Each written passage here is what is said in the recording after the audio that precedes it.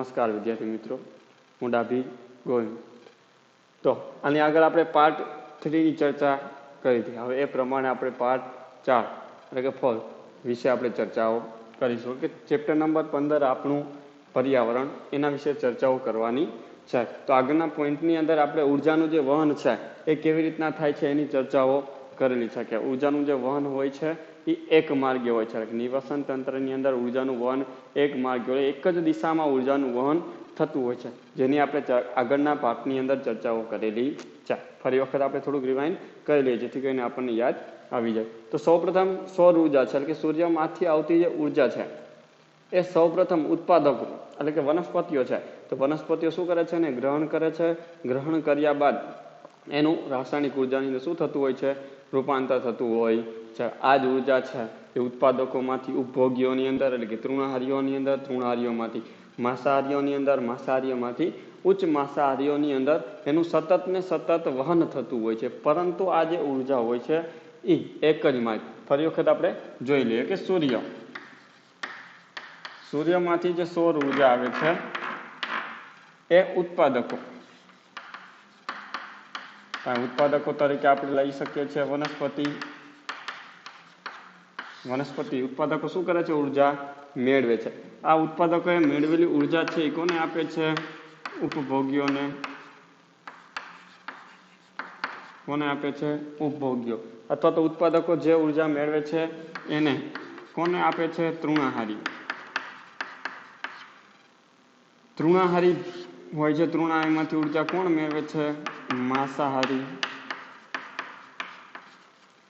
માંસાહારીમાંથી આ ઉર્જા ક્યાં જાય છે, ઉચ્ચ માંસાહારી.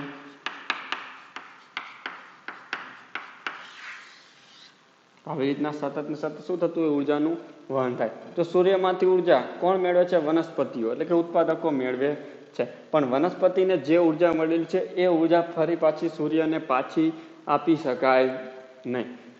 ઉત્પાદકો વનસ્પતિને જે ઉર્જા મળેલી છે એ ઉર્જા તૃણહારીને આપી શકે છે, પણ તૃણહારીને જે ઉર્જા મળેલી છે એ ઉર્જા ફરી પાછી વનસ્પતિને આપી શકે છે તો આપી શકાય નહીં. તો તૃણહારીને મળેલી ઉર્જા માંસાહારીને આપી શકે છે, પરંતુ માંસાહારી ઉર્જા તૃણહારીને પાછી આપી શકે નહીં. અને માંસાહારીને મળેલી ઉર્જા ઉચ્ચ માંસાહારીને આપે, પણ ઉચ્ચ માંસાહારીને મળેલી ઉર્જા ફરી પાછી માંસાહારીને આપી શકે નહીં. અને એટલા જ માટે કહેવામાં આવે છે કે આ જે ઉર્જાનું જે વહન હોય છે એ કેવું હોય છે કે ઉર્જાનું વહન એક માર્ગીય હોય. ઉર્જાનું વહન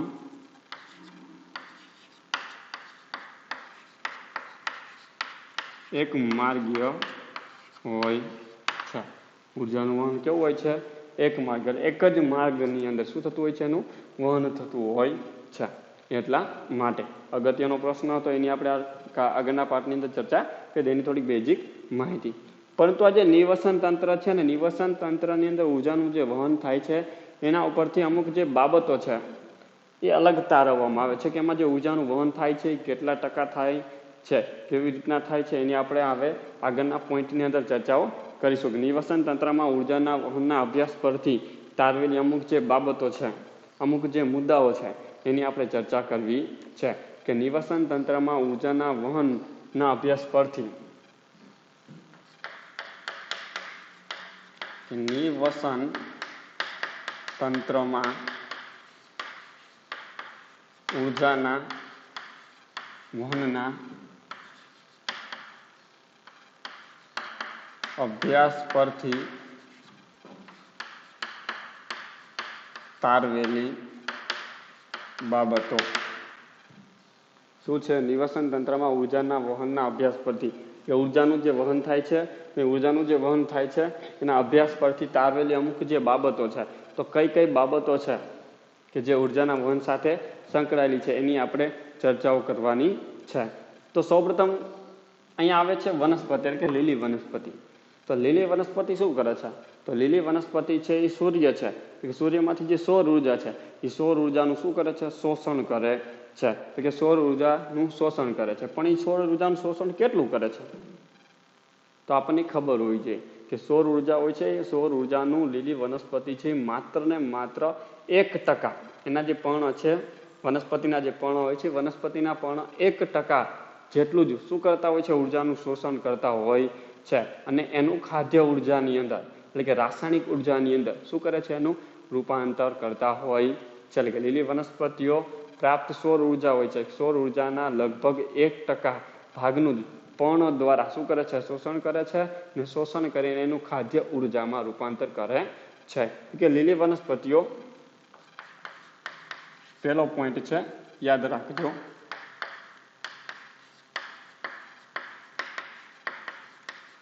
લીલી વનસ્પતિઓ શું કરે છે, સૌર ઉર્જા, કે લીલી વનસ્પતિઓ એ સૌર ઉર્જાનું લગભગ 1%, આખા બાબત ખાસ કરીને યાદ રાખવાની છે કે લીલી વનસ્પતિઓ છે એ સૌર ઉર્જાનું લગભગ કેટલા ટકા, લગભગ 1% જેટલું પર્ણ દ્વારા, કોના દ્વારા, પર્ણ દ્વારા શોષણ થાય છે. આ બાબત યાદ રાખજો. લીલી વનસ્પતિઓ એ સૌર ઉર્જાનું લગભગ 1% જેટલું જ 1% જેટલું શું થાય છે, પર્ણ દ્વારા શોષણ થાય છે. 1% જેટલું જ પર્ણ દ્વારા શોષણ થાય છે, અને જેનું શેમાં, જેનું ખાદ્ય ઉર્જામાં, જેનું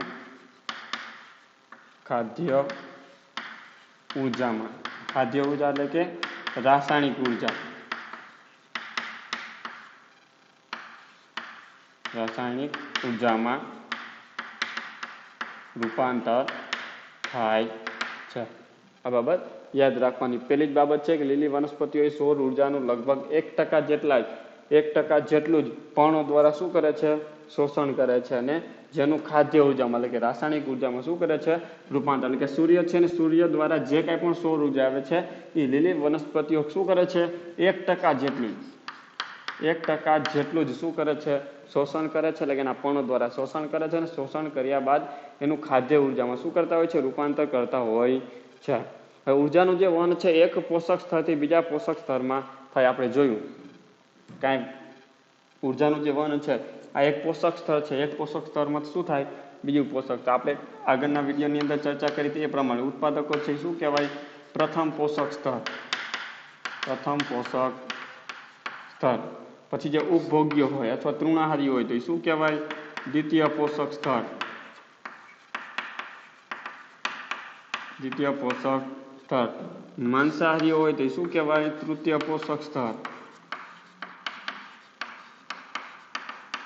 રીતના ઉચ્ચ માંસાહારી હોય તો એ ચતુર્થ પોષક સ્તર. એટલે કે નિવસન તંત્રની અંદર ઉર્જાનું વહન છે એ એક પોષક સ્તરમાંથી બીજા પોષક સ્તર સુધી થતું હોય છે. ઉર્જાનું વહન એક પોષક સ્તરથી બીજા પોષક સ્તરમાં થાય છે. બીજો પોઈન્ટ કે નિવસન તંત્રમાં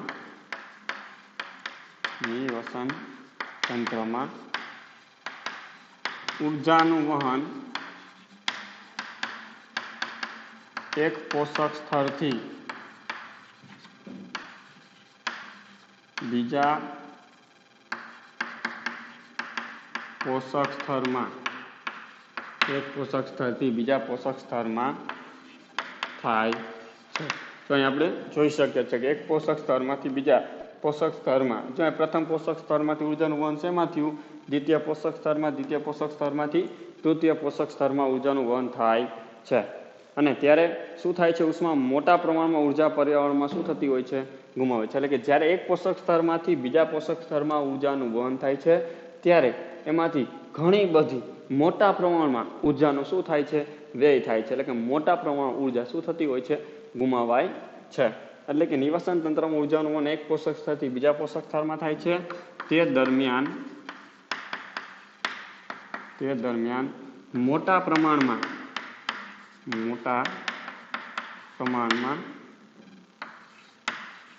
ઉર્જા પર્યાવરણમાં ગુમાવાય છે અથવા તો વ્યય પામે છે, એવું પણ તમે કહી શકો. ગુમાવાય છે અથવા તો વ્યય પામે છે.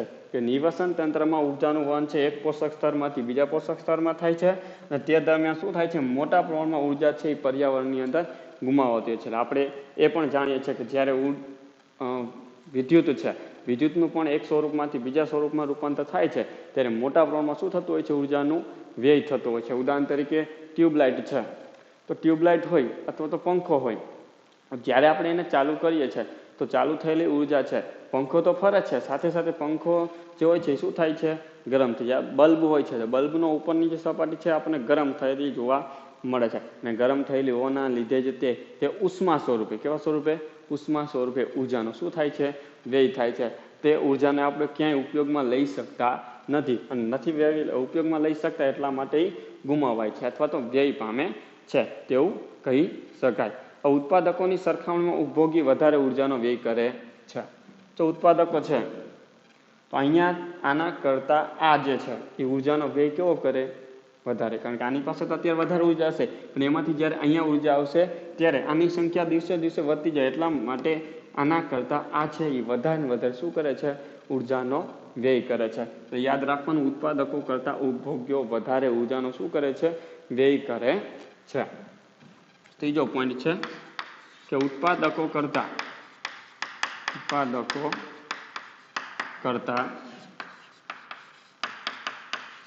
ઉપભોગ્યો વધારે ઉર્જાનો વ્યય કરે છે. એટલે ઉત્પાદકોની સરખામણીએ ઉપભોગ્યો છે એ વધારે વધારે શું કરતા હોય છે, ઉર્જાનો વ્યય કરતા હોય છે.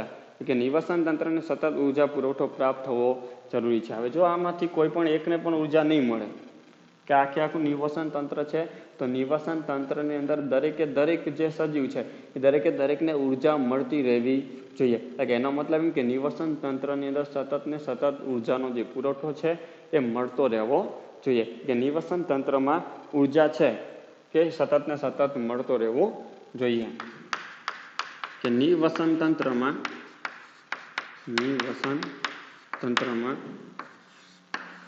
ઉર્જાનો પુરવઠો અથવા તો જથ્થો સતત મળતો રહેવો જોઈએ. કે નિવસન તંત્રની અંદર ઉર્જાનો જે જથ્થો છે, પુરવઠો છે એ સતત ને સતત મળતો રહેવો જોઈએ.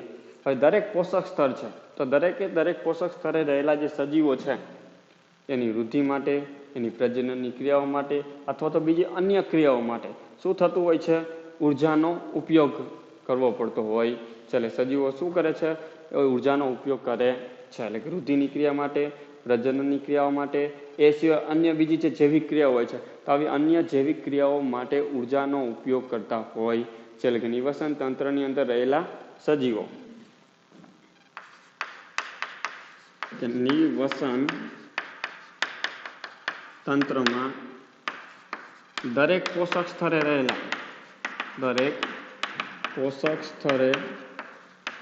રહેલા સજીવો વૃદ્ધિ, પ્રજનન અને અન્ય જૈવિક ક્રિયાઓ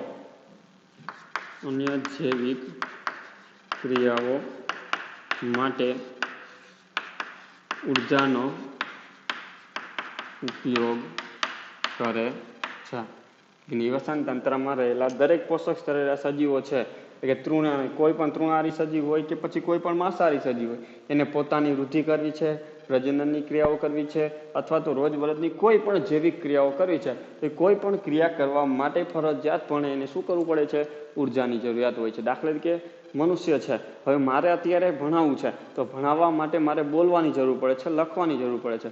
તો આ કાર્ય કરવા માટે, બોલવા માટે, લખવા માટે મારે શેની જરૂરિયાત હોય છે, ઉર્જાની જરૂરિયાત હોય છે. અને આ ઉર્જા છે એ મને આ જ માર્ગ દ્વારા પૂરી પડતી હોય છે. તો આવી રીતના કોઈ પણ સજીવ હોય તો કોઈ પણ સજીવને કાર્ય કરવા માટે શું કરવું માટે, કોઈ પણ કાર્ય કરવા માટે એને ઉર્જાની જરૂરિયાત હોય છે. હવે લગભગ પ્રાપ્ત ઉર્જાના 10% ઉર્જા આહાર શૃંખલાના એક પોષક સ્તરથી બીજા પોષક સ્તર સુધી પ્રાપ્ત થાય છે. જો આને જેટલી પણ ઉર્જા મળી હશે એમાંથી આના 10%, દાખલા કે આને જેટલી પણ ઉર્જા મળી હશે, ઉદાહરણ તરીકે સમજી લ્યો કે આને 90% ઉર્જા મળેલી છે. કેટલા ટકા? 90% ઉર્જા મળેલી છે. તો ઉત્પાદકોને જેટલી ઉર્જા મળી હશે એના 10%, એના કેટલા ટકા? 10%. એટલે કે જેટલી જે પ્રથમ પોષક સ્તરે જેટલી ઉર્જા હશે એના 10% જ ઉર્જા બીજા પોષક સ્તરે મળે છે. એટલે આને 90% મળી હોય, આને કેટલા ટકા મળે? આના 10%, એટલે 9% જેટલી ઉર્જા માત્ર ને માત્ર શું થાય? આને મળે છે. આને 9% મળે છે, તો આને કેટલા ટકા? આના 10%, 9 ના 10%, એટલે કેટલા મળે? 0.0 સમથિંગ. આના 0.0 ના એટલા ટકા હોય, આના કેટલા ઉર્જા મળે? એને કેવું હોય તો કહી શકાય આને કાંઈ ઉર્જા મળે જ નહીં, અવગણી શકાય એટલી માત્ર ને માત્ર ઉર્જા મળતી હોય છે. ને એટલા જ માટે તમે કહી શકો છો કે ઉર્જા હોય છે એક પોષક સ્તરમાંથી બીજા પોષક સ્તરમાં જાય છે, તો એમાંથી માત્ર ને 10% જ ઉર્જા શું થતી હોય છે? મળતી હોય છે. એટલે કે કોઈ પણ પોષક સ્તરે પ્રાપ્ત ઉર્જાના 10% જ ઉર્જા છે એ બીજા પોષક સ્તરે પ્રાપ્ત થતી હોય છે. આ છઠ્ઠો પોઈન્ટ છે, ખૂબ જ અગત્યનો છે, યાદ રાખજો કે કોઈ પણ પોષક સ્તરે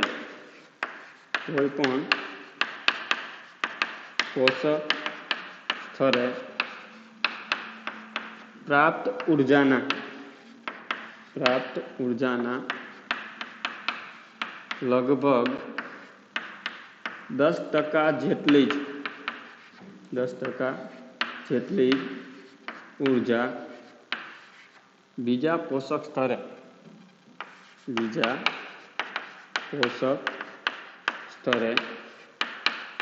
પ્રાપ્ત થાય છે. યાદ રાખજો, કોઈ પણ પોષક સ્તરે પ્રાપ્ત ઉર્જાના લગભગ 10% જ કેટલા?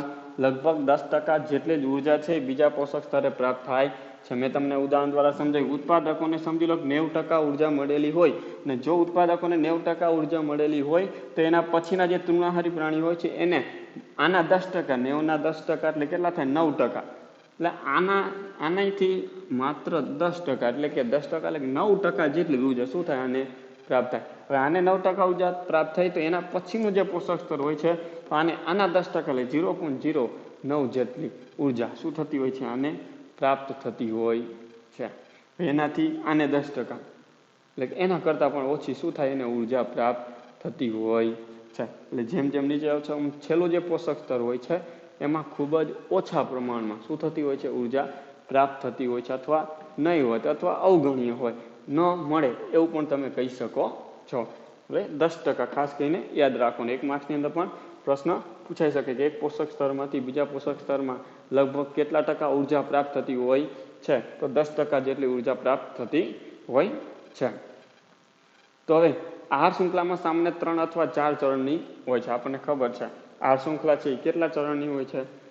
3 હોય અથવા તો 4. તો આહાર શૃંખલા છે એ 3 અથવા 4 ચરણની હોય છે. આહાર શૃંખલા 3 કે 4 ચરણની હોય છે. આહાર શૃંખલા કેટલી હોય છે? 3 કે 4 ચરણની હોય છે. હવે ચોથા પોષક સ્તર પછી ઉપયોગી ઉર્જાની માત્રા ખૂબ જ ઓછી હોય છે. તો આમાં સૌથી ઓછામાં ઓછી ઉર્જા ક્યાં પ્રાપ્ત થાય? તો આપણે બધા જાણીએ સૌથી ઓછામાં ઓછી ઉર્જા છે એ ચોથા પોષક સ્તરે અથવા તો આના પછીનું જે પોષક સ્તર હોય ત્યાં સૌથી ઓછામાં ઓછી ઉર્જા છે એ શું થતી હોય છે? પ્રાપ્ત થાય. સૌથી વધારે ઉર્જા કોને પ્રાપ્ત થાય? ઉત્પાદકોને. એનાથી ઓછી તૃણાહારીને, એનાથી ઓછી માંસાહારી, એનાથી ઓછી ઉચ્ચ માંસાહારી, એનાથી ઓછી એના પછીનું જે સ્તર હોય એને પણ સ્તર હોવાની સંભાવનાઓ બહુ ઓછી રહેલી હોય છે. એટલે કે આહાર શૃંખલામાં 3 કે 4 ચરણની હોય છે, જેમાં ચોથા પોષક સ્તર કે પછીના પોષક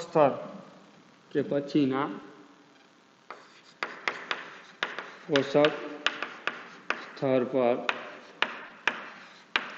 ઉર્જા ખૂબ ઓછી માત્રામાં હોય છે. એટલે ચોથા પોષક સ્તર ઉપર કે પછી એના પછીનું જે પોષક સ્તર હોય છે એમાં જે ઉર્જા હોય છે એ કેવી હોય છે? ખૂબ જ ઓછી માત્રામાં હોય છે. આ એક બાબત ખાસ કરીને યાદ રાખવાની કે ચોથા પોષક સ્તર ઉપર અથવા એના પછીનું જે પોષક સ્તર છે ત્યાં ઉર્જાનો જે જથ્થો હોય છે એની માત્રા હોય છે એ ખૂબ જ ઓછી માત્રામાં હોય છે. ઉત્પાદકોના સ્તરમાં સજીવોની સંખ્યા સૌથી વધારે હોય. માં સૌથી વધારે સજીવોની સંખ્યા ક્યાં હશે? અહીંયા હોય, અહીંયા હોય, અહીંયા હોય કે અહીંયા હોય? તો આપણે બધા જાણીએ છીએ સૌથી વધારે સંખ્યા ક્યાં હશે? ઉત્પાદકો. તો ઉત્પાદકો હોય છે, ઉત્પાદકોના પોષક સ્તરની અંદર સૌથી વધારે શું રહેલી હોય છે? સજીવોની સંખ્યા રહેલી હોય છે. અને ઉચ્ચ માંસાહારી હોય છે, એમાં સૌથી ઓછા સજીવો, સૌથી ઓછા સજીવની સંખ્યા. અને અહીંયા સૌથી વધારે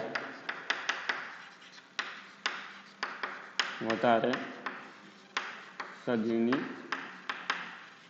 સંખ્યા. આ યાદ રાખવાનું છે, પ્રશ્ન ખાસ કરીને પૂછાઈ શકે છે. તો 8મો પોઈન્ટ અને છેલ્લો ખૂબ જ અગત્યનો પોઈન્ટ કે નિવસન તંત્રની અંદર ઉત્પાદક સ્તરમાં નિવસન તંત્રના ઉત્પાદક સ્તરમાં સજીવોની સંખ્યા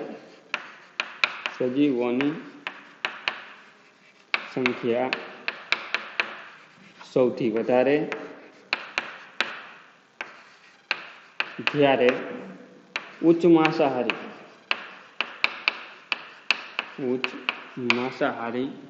સ્તરમાં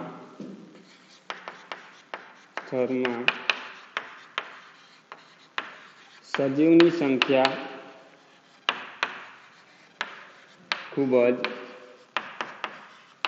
ઓછી હોય છે. આ બાબત યાદ રાખવાની કે નિવસન તંત્રમાં ઉત્પાદક સ્તરમાં નિવસન તંત્રનું જે ઉત્પાદક સ્તર છે તો ઉત્પાદક સ્તરમાં સજીવોની સંખ્યા કેવી હોય? ખૂબ જ વધારે હોય. જ્યારે ઉચ્ચ માંસાહારી હોય છે તો ઉચ્ચ માંસાહારીની અંદર સજીવની સંખ્યા કેવી હોય છે? ખૂબ જ ઓછી હોય છે.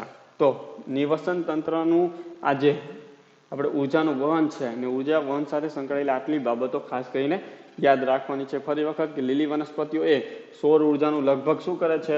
1% જેટલું જ એના પર્ણ દ્વારા શું થાય છે? શોષણ. એટલે કે સૌર ઉર્જામાંથી જેટલી ઉર્જા આવે છે એમાંથી માત્ર ને માત્ર 1% જેટલી જ ઉર્જાનું પર્ણ દ્વારા શું થાય છે? શોષણ. અને જેનું ખાદ્ય ઉર્જામાં શું થતું હોય છે? રૂપાંતર થાય. ને જે શોષણ કરે છે એનું રાસાયણિક ઉર્જાની અંદર, ખાદ્ય ઉર્જાની અંદર રૂપાંતર કરી નાખે છે. હવે નિવસન તંત્રમાં ઉર્જાનું જે વહન છે એક પોષક સ્તરથી શું થાય છે? બીજા પોષક સ્તરમાં. તો એક પોષક સ્તરમાંથી બીજા પોષક સ્તરમાં શું થતું હોય છે? ઉર્જાનું વહન થાય છે. અને તે દરમિયાન મોટા પ્રમાણમાં શું થાય છે? ઉર્જા છે પર્યાવરણની અંદર વ્યય પામે છે. આપણે ઉદાહરણ જોયું છે, બલ્બ છે એ ગરમ થાય છે, ઉષ્મા સ્વરૂપે ઉર્જા ગુમાવાય છે, પણ એ કાંઈ કામ આવે નહીં. ત્રીજું છે ઉત્પાદકો કરતા ઉપભોગ્યો છે એ વધારે શું કરે છે? ઉર્જાનો વ્યય. એટલે કે ઉત્પાદકો કરતા ઉપભોગ્યો હોય છે એ સૌથી વધારે શું કરતા હોય છે? ઉર્જાનો વ્યય કરતા હોય છે. એના દ્વારા વધારે ઉર્જા વ્યય પામતી હોય છે. નિવસન તંત્રમાં ઉર્જાનો જે પુરવઠો છે એ સતત ને સતત મળતો રહેવો જોઈએ. જો આમાંથી કોઈને પણ ઉર્જા મળશે નહીં તો આપણું જે નિવસન તંત્ર છે એ શું થાય છે? ખોરવાઈ જાય છે. અને ખોરવાઈ જવાના લીધે છે નિવસન તંત્ર છે એ ભાંગી પડે છે. એટલે કે સતત ને સતત ઉર્જાનો જે પુરવઠો છે એ મળતો રહેવો જોઈએ. નિવસન તંત્રમાં દરેક પોષક સ્તરે રહેલા સજીવો છે એ વૃદ્ધિ, પ્રજનન અને અન્ય જૈવિક ક્રિયાઓ માટે ઉર્જાનો ઉપયોગ કરે છે. આપણે જોયું એ પ્રમાણે કે દરેક પોષક સ્તરે રહેલા જેટલા પણ સજીવો છે દરેક સજીવની વૃદ્ધિ થવી જોઈએ, પ્રજનનની ક્રિયાઓ, એ સિવાય બીજી અન્ય જે જૈવિક ક્રિયાઓ છે આ દરેક ક્રિયા કરવા માટે એને ઉર્જાની જરૂરિયાત હોય છે. અને આ ઉર્જા એક ઉત્પાદકો દ્વારા મળતી હોય છે, નિવસન તંત્ર દ્વારા મળતી હોય છે. કોઈ પણ પોષક સ્તરે પ્રાપ્ત ઉર્જાના લગભગ 10% જેટલી ઉર્જા છે બીજા પોષક સ્તરે પ્રાપ્ત થાય છે. આપણે ચર્ચા કરી એ પ્રમાણે કે ઉત્પાદકોને જેટલી ઉર્જા મળે છે એના 10% ઉર્જા જ માત્ર કોને મળે છે? ઉપભોગ્યોને મળતી હોય છે. ઉત્પાદકોને મળેલી ઉર્જાના 10% ઉર્જા છે એ ઉપભોગ્યોને મળે છે. એટલે કે દરેક સ્તરે પોષક સ્તરે ઉર્જા છે એ શું થતી જાય છે? મળવાની ઓછી થતી જાય છે. આ શૃંખલામાં 3 કે 4 ચરણ હોય. આની અંદર 3 અથવા 4 ચરણની આ શૃંખલા હોય છે. જેમાં ચોથા પોષક સ્તરમાં કે પછીના જે પોષક સ્તર હોય છે એમાં ઉર્જા છે એ કેવી હોય? ખૂબ જ ઓછી માત્રામાં આવે. આ પોષક સ્તરે અથવા તો આના પછીનું જે પોષક સ્તર હોય છે ત્યાં ઉર્જાનો જે જથ્થો હોય છે એની માત્રા હોય છે કેવી હોય છે? ખૂબ જ ઓછી. અહીંયા આપણે જોયું કે આના 90% હતી, ત્યાં એને કેટલા 9% મળે છે, આને 9%, ત્યાં 0.09%. હવે એના 10% કરો છો એટલે કેટલા મળે છે? અહીંયા 0.0009% જેટલી ઉર્જા એને મળે. ને જે કેવી હોય ખૂબ જ ઓછી માત્રા. એના પછીનું પોષક સ્તર જુઓ તો એના કરતાં પણ ઓછી ઉર્જા હોય છે. નિવસન તંત્રમાં ઉત્પાદક સ્તરમાં સજીવોની સંખ્યા સૌથી વધારે, જ્યારે ઉચ્ચ માંસાહારી સ્તરમાં સજીવોની સંખ્યા ખૂબ જ ઓછી. જો ઉત્પાદક સ્તર છે તો ઉત્પાદક સ્તરમાં સજીવોની સંખ્યા હોય છે કેવી હોય? ખૂબ જ વધારે હોય છે. જ્યારે ઉપભોગી અથવા ઉચ્ચ માંસાહારી સજીવો હોય છે એમાં સજીવોની જે સંખ્યા હોય છે કેવી હોય છે? ખૂબ જ ઓછી માત્રામાં હોય છે. આ બાબત ખાસ કરીને યાદ રાખવાની છે. આ હતી નિવસન તંત્ર સાથે, એટલે કે ઉર્જાનું જે વહન થાય છે એના સાથે સંકળાયેલી અગત્યની બાબતોની વાત. હવે આપણે જોઈશું એના પછીનો પોઈન્ટ છે જે આહાર ઝાડ. આહાર ઝાડ એટલે શું? આહાર ઝાડ કોને કહેવામાં આવે છે તેની વાત. તો આપણે આહાર એટલે તો ખબર પડી જાય. આહાર એટલે કે ખોરાક, અને ઝાડ એટલે કે ઝાડી. આપણે કરોડિયો હોય ને, કરોડિયાની જેમ ઝાડ હોય, એનું જેમ માળું ઝાડું હોય, એવી રીતના જ તે આ ખોરાક માટેની ઝાડ છે. ખોરાક માટે કોઈ પણ સજીવ છે બીજા સજીવ ઉપર કેવી રીતના આધાર રાખે છે એની આપણે ચર્ચા કરવાની છે. તો આહાર ઝાડ પ્રશ્ન તમને પૂછવામાં આવે આવી રીતનો કે આહાર ઝાડ સમજાવો. આવી રીતનો પ્રશ્ન પૂછાઈ શકે છે કે આહાર ઝાડ સમજાવો, અને ખૂબ જ અગત્યનો પ્રશ્ન છે. આહાર ઝાડ સમજાવો. જો આહાર એટલે આપણે ખબર છે ખોરાક, ઝાડ એટલે કે ઝાડી જેવી રચના હોય, ઝાડા જેવી રચના હોય, તો એની વાત કરવાની છે. ખોરાક માટે એક ઝાડા જેવી ગુથાયેલી માળા જેવી રચના થતી હોય છે, એની આપણે ચર્ચા કરવી છે. તો કોઈ પણ સજીવ હોય છે તેમના પોતાના ખોરાક માટે શું કરતા હોય છે? એકબીજા ઉપર આધારિત હોય છે, અથવા બીજા સજીવ ઉપર શું રહેલા હોય છે? આધારિત હોય છે. અને બીજા સજીવ ઉપર આધારિત રહીને શું કરતા હોય છે? કે એક આહાર શૃંખલા બનાવે. શું બનાવે છે? આહાર શૃંખલા બનાવે છે. અને વિવિધ નિવસન તંત્રો પૈકી દરેક નિવસન તંત્ર આગવી આહાર શૃંખલા ધરાવે છે. અલગ અલગ નિવસન તંત્ર હોય તો અલગ અલગ નિવસન તંત્ર પૈકી દરેક નિવસન તંત્ર હોય છે, દરેક નિવસન તંત્રની શું હોય છે? પોતાની એક આગવી આહાર શૃંખલા હોય છે. દાખલા કે આપણું મનુષ્ય છે તો મનુષ્યનું જે નિવસન તંત્ર છે એની આપણી પોતાની એક અલગ આહાર શૃંખલા હોય છે. પ્રાણીઓ હોય તો પ્રાણીઓની અલગ આહાર શૃંખલા હોય છે. એ સિવાય વનસ્પતિઓ હોય, એ સિવાય બીજા અલગ અલગ પ્રાણીઓ હોય, તો દરેકની પોતાની અલગ અલગ શું હોય છે? આહાર શૃંખલા હોય છે. તો સૌપ્રથમ કે સજીવો તેમના ખોરાકની જરૂરિયાત માટે શું કરે છે? એકબીજા પર આધારિત રહે છે. તો કે સજીવો તેમના ખોરાકની જરૂરિયાત માટે શું કરે છે? સજીવો છે તેમના ખોરાકની જરૂરિયાત માટે શું કરે છે? એક આહાર શૃંખલા રચે છે, અથવા એકબીજા પર આધારિત હોય છે. અને એકબીજા પર આધારિત રહીને શું બનાવે છે? આહાર શૃંખલા બનાવે છે. શું બનાવે છે? આહાર શૃંખલાની રચના કરે છે. હવે આ જે આહાર શૃંખલા છે એ સ્વતંત્ર રહેતી નથી, ને આ આહાર શૃંખલા છે એ સ્વતંત્ર ન રહેતા શું કરે છે? કે ગૂંથાયેલા ઝાડા જેવી રચના કરે છે. અને આ ગૂંથાયેલા ઝાડા જેવી જે રચના થાય છે, આ ઝાડા જેવી રચના થાય છે એને શું આપણે કહીએ છીએ? આહાર ઝાડ તરીકે ઓળખી શકીએ છીએ. તો શું થાય છે? હવે આ જે શાખાયુક્ત રચના બને છે, જો સજીવો તેમના ખોરાકની જરૂરિયાત માટે એકબીજા પર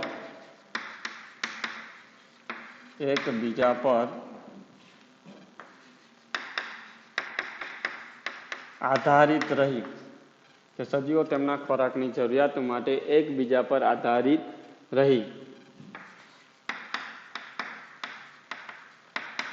આહાર શૃંખલા બનાવે છે. શું બનાવે છે? આહાર શૃંખલા. ખાસ કરીને આગળ પણ આપણે શબ્દની ચર્ચા કરી ગયા છે. ખોરાક માટેની એક શૃંખલા બનાવે છે, કે આહાર શૃંખલા બનાવે છે. હવે આ જે આહાર શૃંખલા છે એ સ્વતંત્ર રહેતી નથી. આપણે બધા જાણીએ છીએ કોઈ પણ સજીવ હોય, શું આપણે એવું છે મનુષ્ય છે માત્ર ને માત્ર શાક રોટલી જ ખાય આવું જરૂરી છે? એવું જરૂરી હોય નહીં. તો ઘણા બધા વ્યક્તિઓ છે એ માંસ પણ ખાતા હોય, ઘણા બધાને મચ્છી ખાવાનો શોખ હોય, ઘણા બધાને મુરગી ખાવાનો શોખ હોય, ઈંડા ખાતા હોય, આવા અલગ અલગ પ્રકારના ખોરાક હોય છે. તો કોઈ પણ સજીવ છે એ માત્ર ને માત્ર એનું જે નિવસન તંત્ર છે, એની જે આહાર શૃંખલા હોય છે એ સ્વતંત્ર નથી, સ્વતંત્ર રહેતી નથી. તો આપણે એના આગળ ઉદાહરણો દ્વારા પણ ચર્ચા કરીશું કે આહાર શૃંખલા બનાવે છે. આ આહાર શૃંખલા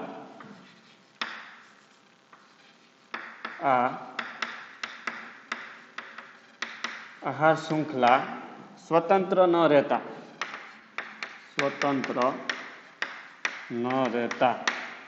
સ્વતંત્ર રહેતી નથી કે આ આહાર શૃંખલા સ્વતંત્ર ન રહેતા ગૂંથાયેલા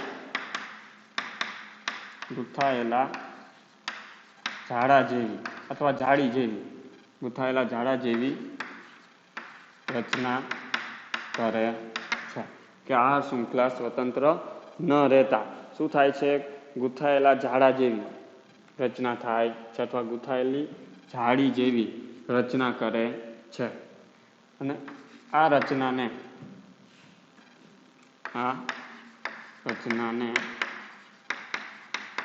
આહાર ઝાડ કહે છે. આ જે ઝાડા જેવી ગૂંથાયેલી શાખાયુક્ત જે ઝાડા તમને જોવા મળે છે, ગૂંથાયેલી જે રચના જોવા મળે છે, આ ગૂંથાયેલી જે રચના હોય છે એને શું કહેવામાં આવે છે? આહાર ઝાડ. યાદ રાખજો, સજીવો તેમના ખોરાકની જરૂરિયાત માટે એકબીજા પર આધાર રાખે છે, અને એકબીજા પર આધાર રાખીને શું બનાવે છે? આહાર શૃંખલા બનાવે છે. પરંતુ આ જે આહાર શૃંખલા છે એ સ્વતંત્ર રહેતી નથી, અને સ્વતંત્ર ન રહેતી હોવાના લીધે જ તે શું થાય છે? ગૂંથાયેલા ઝાડા જેવી રચના કરે છે. અને આ જે રચના તૈયાર થાય છે, આ રચનાને શું કહેવામાં આવે છે? આહાર ઝાડ કહેવામાં આવે છે. આ હતી આહાર ઝાડની વાત. હવે આહાર ઝાડ વિશે વધારે આપણે થોડુંક જાણીએ કે જે સજીવો છે તેમના ખોરાકની જરૂરિયાત માટે શું કરે છે? એકબીજા પર આધાર રાખે છે, જે આપણે આગળ ચર્ચા કરી એ પ્રમાણે. હવે વિવિધ નિવસન તંત્ર પૈકી જો પહેલો જ પોઈન્ટ છે કે સજીવો છે તેમના ખોરાક માટે, કે સજીવો તેમના ખોરાકની જરૂરિયાત માટે એકબીજા પર આધાર રાખે છે. શું કરે છે? કે સજીવો તેમના ખોરાકની જરૂરિયાત માટે શું કરતા હોય છે? એકબીજા પર આધાર રાખે છે. હવે નિવસન તંત્ર છે, દરેક નિવસન તંત્ર હોય તો દરેક નિવસન તંત્રને પોતાની શું હોય છે? અલગ અલગ આહાર શૃંખલા હોય છે, એટલે કે અલગ અલગ આહાર શૃંખલા ધરાવે છે. તો દરેક નિવસન તંત્ર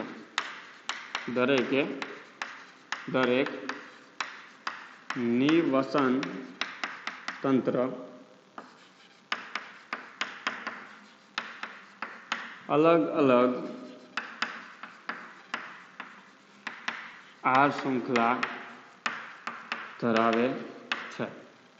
અને તમને કીધું એ પ્રમાણે કે દરેક નિવસન તંત્ર, કે દરેક નિવસન તંત્ર છે એ અલગ અલગ આહાર શૃંખલા ધરાવે. દાખલે કે તળાવનું નિવસન તંત્ર હોય, જંગલનું નિવસન તંત્ર હોય, બગીચાનું નિવસન તંત્ર હોય, આવી રીતના કોઈ પણ અલગ અલગ નિવસન તંત્ર હોય તો અલગ અલગ નિવસન તંત્રની અંદર દરેક નિવસન તંત્રને પોતાની શું હોય છે? અલગ અલગ આહાર શૃંખલા હોય છે.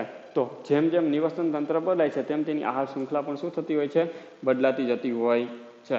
કુદરતમાં પ્રાણીઓના આહાર સંબંધો સીધી શૃંખલા સ્વરૂપે સમજાવી શકાતા નથી. જે આપણી આ જે પર્યાવરણ છે, પર્યાવરણની અંદર જે કુદરતી પ્રક્રિયા છે, એ કુદરતની અંદર જે પ્રાણીઓ છે અને પ્રાણીઓના જે ખોરાક મેળવવાની જે રીત છે, એના એકબીજા સાથેના જે સંબંધો છે, આ સંબંધોને આપણે સીધી સાંકળ સ્વરૂપમાં કે સીધી આહાર શૃંખલા સ્વરૂપમાં એને સમજાવી શકીએ નહીં. કેમ? દાખલા તરીકે એવું જરૂરી છે ઘાસ હોય તો ઘાસને ને માત્ર ગાય કે ભેંસ જ ખાય એવું જરૂરી છે? શું ઘાસને બીજું કોઈ પણ પ્રાણી ખાઈ શકે નહીં? તો આપણે કહીશું ના સાહેબ, ઘણા બધા પ્રાણીઓ એને ખાઈ શકે છે. તો આવી રીતના કોઈ પણ એક જ પદાર્થ છે, એક જ પદાર્થને, એક જ સજીવને બીજા ઘણા બધા શું હોય છે? ખાવાવાળા હોય છે. એટલે કે એને આપણે સીધી સાંકળ સ્વરૂપમાં સમજાવી શકતા નથી. કુદરતમાં પ્રાણીઓના જે આહારના સંબંધો છે, કુદરતમાં પ્રાણીઓના આહારના સંબંધોને સંબંધોને સીધી સાંકળ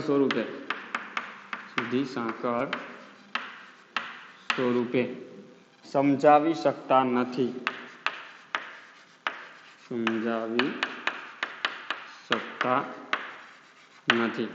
તો કુદરતની અંદર પ્રાણીઓના જે આહારના સંબંધો છે, ખાસ કરીને યાદ રાખવાનું, એ ખોરાક માટેના જે સંબંધો છે એને આપણે સીધી સાંકળ સ્વરૂપે સમજાવી શકતા નથી.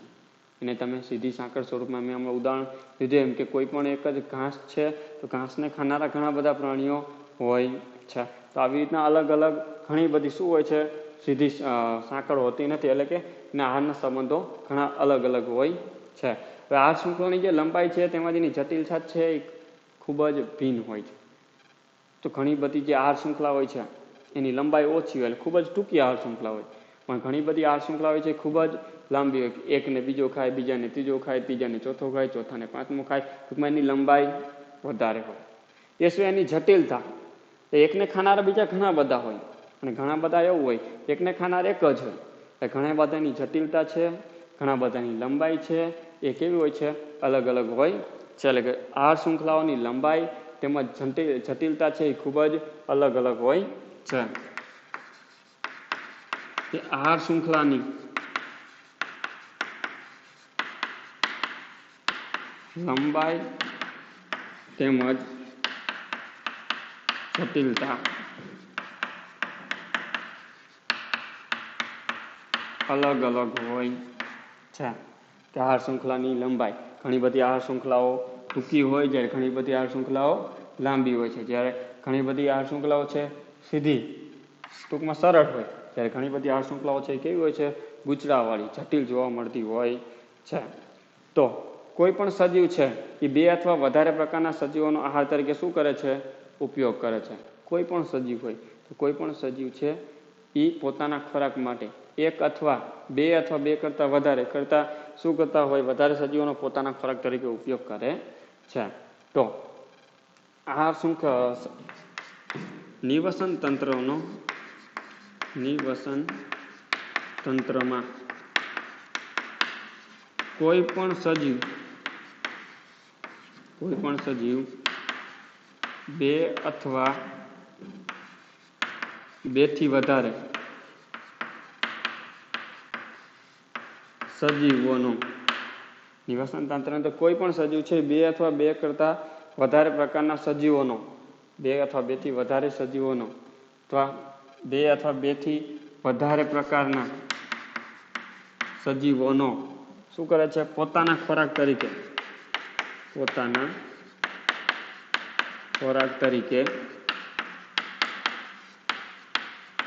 ઉપયોગ કરે છે. નિવસન તંત્રમાં કોઈ પણ સજીવ છે એ બે અથવા બેથી વધારે પ્રકારના સજીવોનો પોતાના ખોરાક તરીકે શું કરે છે, ઉપયોગ કરે છે. અને અનેક પ્રકારના સજીવોનો આહાર પણ બને છે. બે કરતાં વધારે સજીવોનો પોતાના ખોરાક તરીકે તો ઉપયોગ કરતો જ હોય, પરંતુ એ છે એ અનેક પ્રકારના સજીવોનો શું હોય, ખોરાક હોય.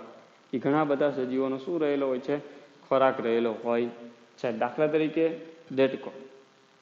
તો દેડકો છે એ શું ખાય, નાના નાના ઘણા બધા સૂક્ષ્મ જીવ હોય છે, એનો પોતાના ખોરાક તરીકે ઉપયોગ કરે છે. અથવા તો દેડકો છે બીજી ઘણી બધી બે અથવા બે કરતાં વધારે બીજા સજીવોનો એ પોતાના ખોરાક તરીકે ઉપયોગ કરતો હોય. પરંતુ દેડકો છે, દેડકાને ખાનાર તો બીજા ઘણા બધા સજીવ હોય. દાખલા તરીકે સાપ દેડકાને ખાઈ શકે, નોળિયો પણ દેડકાને ખાઈ શકે છે. એ સિવાય બીજા તો ઘણા બધા એવા હોય કે જે દેડકાને પોતાના ખોરાક તરીકે શું કરતા હોય, ઉપયોગ કરતા હોય.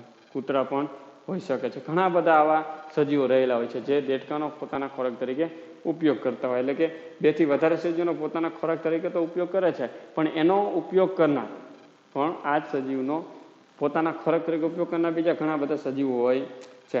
અને અનેક પ્રકારના સજીવોનો આહાર બને છે, ખોરાક પોતાના ખોરાક ઉપયોગ કરે છે. અને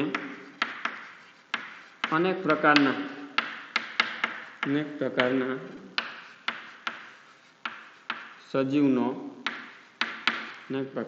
સજીવનો ખોરાક બને છે. એ પણ ઘણા બધા સજીવોનો શું કરતો હોય છે, ખોરાક બનતો હોય છે. હવે આપણે આવી જ એક આહાર ઝાડની રચના કરવાની છે, તો આપણે જોતા જઈએ. સૌપ્રથમ આપણે ચર્ચા કરીશું લીલ શું હોય. લીલ છે તો લીલને ખાનાર કોણ હોય એની આપણે ચર્ચા કરવી છે. તો લીલ છે તો લીલને ખાનાર શું હોય. લીલ મોટા ભાગે આપણે બધા જાણીએ છીએ. લીલ સામાન્ય રીતે ક્યાં તમને જોવા મળતી હોય, પાણીની અંદર જોવા મળે છે. પાણીની અંદર શું હોય, નાના નાના સૂક્ષ્મજીવો પ્રજીવો રહેલા હોય છે. તો આ લીલનો પોતાના ખોરાક તરીકે ઉપયોગ કોણ કરે છે? પ્રજીવ. પ્રજીવ શું કરે છે? એનો પોતાના ખોરાક તરીકે ઉપયોગ કરતો હોય છે. આ જે પ્રજીવ હોય છે, આ જે નાના નાના પ્રજીવનો પોતાના ખોરાક તરીકે ઉપયોગ કોણ કરે છે? માછલી. માછલી શું કરે છે? આ પ્રજીવોનો પોતાના ખોરાક તરીકે ઉપયોગ કરે છે.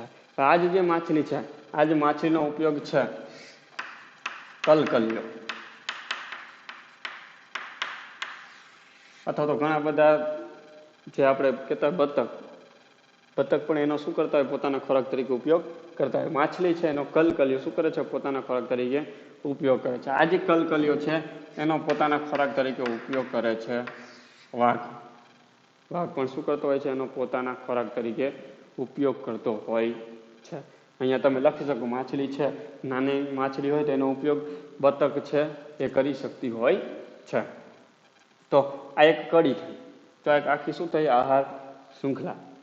આ તો આપણને સીધી આહાર શૃંખલા જોવા મળે છે. પણ જેમ જેમ આગળ આપણે જઈશું તેમ આ રચના છે એ ગુચ્છાતી જોવા મળે છે, શાખાયુક્ત બનતી. તમને આહાર શૃંખલા છે એ શું થતી જાય છે? ગૂંચળાવાળી તમને ઝાડીરૂપ રચના જોવા મળે. ગુથાયેલા ઝાડા જેવી રચના થતી જોવા મળે છે. કોઈ પણ ઘાસ હોય, સમજી લો બીજી વસ્તુ છે આપણી પાસે ઘાસ. શું છે? ઘાસ. તો ઘાસને ખાનાર કોણ હોય? તો ઘાસને ખાનાર છે એ જો ઘણા બધા કીટકો હોય. તીડ પણ હોઈ શકે છે. તીડ હોય, કીટકો હોય, આવા ઘણા બધા હોઈ શકે છે. તો ઘાસ ખાનાર છે, સમજી લો તીડ છે. કોણ ખાય છે ઘાસ? તીડ. તીડને કોણ ખાય? દેડકો. તીડને ખાનાર કોણ છે? દેડકો છે. દેડકાને ખાનાર કોણ હોય? આપણે આગળ પણ ચર્ચા કરી એ પ્રમાણે સમજો. દેડકાને ખાનાર કોણ છે? સાપ. કોણ છે? સાપ. હવે દેડકો છે તો દેડકાને ખાનાર બીજું કોણ હોય? કલકલિયો પણ શું કરે છે? દેડકાનો પોતાના ખોરાક તરીકે શું કરી શકે છે? ઉપયોગ કરી શકે છે. આ જે સાપ છે, આ જે સાપનો પોતાના ખોરાક તરીકે ઉપયોગ કોણ કરે? ગરુડ અથવા તો નોળિયો. નોળિયો પણ શું કરી શકે છે? એનો પોતાના ખોરાક તરીકે ઉપયોગ કરી શકતો હોય છે. નોળિયો પણ હું તમને લખી દઉં છું. નોળિયો એ પણ સાપનો પોતાના ખોરાક તરીકે શું કરે છે? ઉપયોગ કરે છે. એ સિવાય ઘાસ છે, ઘાસને ખાનાર બીજા કીટકો પણ હોય. કોણ ખાય? કીટકો પણ એનો પોતાના ખોરાક તરીકે ઉપયોગ કરે. કીટકોને કોણ ખાય? પક્ષી. ઘણા બધા કીટકોને પક્ષી ખાય. પક્ષીને કોણ ખાય? સાપ ફરી પાસે એને ખાઈ શકતા હોય છે.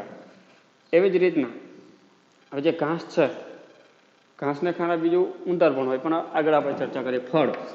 કોઈ પણ ફળ છે તો ફળને ખાનાર કોણ હોય? તો ફળને ખાનાર કોણ હોય? ઉંદર. કોણ હોય? ઉંદર. ફળ ખાય છે. આ જ ઉંદર છે. ઉંદરને ખાનાર કોણ હોય? નોળિયો હોઈ શકે છે. અથવા તો બીજા પણ ઉંદરને કોણ ખાઈ શકે? સાપ પણ ખાઈ શકે છે. ઉંદરને કોણ ખાઈ શકે છે? સાપ ખાઈ શકતો. પછી એ ઘાસ છે, ઘાસને કોણ ખાય? ઉંદર ખાઈ શકતો હોય છે. આવી અલગ અલગ પ્રકારની રચના તમને જોવા મળે છે. એ સિવાય હવે આગળ ચર્ચા કરીશું. ફળ છે. ફળને ખાનાર બીજું કોણ હોય? સસલું. સસલું શું ખાઈ શકે? ફળ ખાતું હોય છે. સસલું છે, સસલાને કોણ ખાય? શિયાળ. સસલાને ખાનાર કોણ હોય? શિયાળ હોય છે. આ જ શિયાળ છે. એવી જ રીતના જે ઘણા ફળ છે, ફળ ખાનાર બીજું કોણ હોઈ શકે છે? અહીંયા આપણે લખી દઈએ મોર. કોણ હોય? મોર પણ હોય છે ફળ ખાનારો મોટો હોઈ શકે છે। હવે એનાથી આગળ આપણે ચર્ચા કરીએ। એ સિવાય જે ફળ છે, ફળ ખાનાર તો હરણ પણ હોઈ શકે, હરણ પણ ફળ ખાઈ શકે છે। હરણ છે, હરણને ખાનાર કોણ હોય? વરુ। હરણને કોણ ખાય છે? વરુ ખાઈ શકતું હોય છે। તો હવે છેલ્લો જે પાર્ટ છે છોડ, તો આપણે જે વનસ્પતિ કહેતા હોઈએ તે, તેના ખાનાર કોણ હોય? બકરી। બકરીને ખાનાર કોણ હોય? વાઘ। બકરીને ખાઈ શકે છે, બકરીને ખાનારા તો બીજા ઘણા બધા હોઈ શકે છે। તો આવી રીતની શું થતી હોય છે કે રચના બનતી હોય છે, અને આવી રીતની જે રચના બને છે, આ રચનાને આપણે શેના તરીકે ઓળખીએ છીએ? આહાર જાળ। આહાર જાળ કહેવામાં આવે છે। ફરી વખત લીલ છે, લીલને પ્રજીવ ખાય, પ્રજીવને માછલી, માછલીને કલકલિયો, કલકલિયોને વાઘ ખાય। એ રીતના ઘાસ હોય તો ઘાસને ખાનાર જો તીડ, ઘાસને ખાનાર કીટકો, ઘાસને ખાનાર ઉંદર, ઘાસને ખાનાર આવા અલગ અલગ ત્રણ જોવા મળ્યા। તીડને ખાનાર દેડકો છે, દેડકાને ખાનાર સાપ, દેડકાને ખાનાર કલકલિયો પણ છે। રીતના ઘાસને ખાનાર કીટકો છે, કીટકોને ખાનાર પક્ષી છે, પક્ષીને ખાનાર સાપ, અને સાપને ખાનાર ગળું, નોળી હોઈ શકે છે। ઉંદર છે, ઉંદરને ખાનાર કોણ છે? સાપ, સાપને ખાનાર ગરુડ છે। ફળ છે, ફળને ખાનાર સસલું છે, હરણ છે। તો સસલું ખાનાર તેને શિયાળ ખાય છે, હરણને કોણ ખાય છે? વરુ, હરણને વાઘ પણ ખાઈ શકતો હોય છે। છોડ છે એને બકરી ખાય, બકરીને ખાનાર કોણ હોય છે? વાઘ। તો આવી રીતે એક રચના તૈયાર થઈ જાય છે, ગુથા એટલે કે ઝાડા જેવી રચના થાય। આ જે રચના તૈયાર થાય છે, આ રચનાને શું કહેવામાં આવે છે? આહાર જાળ। આહાર જાળ તરીકે ઓળખવામાં આવે છે। અને આ સાથે આપણો વિડીયો શું થાય છે? પૂરો થાય છે।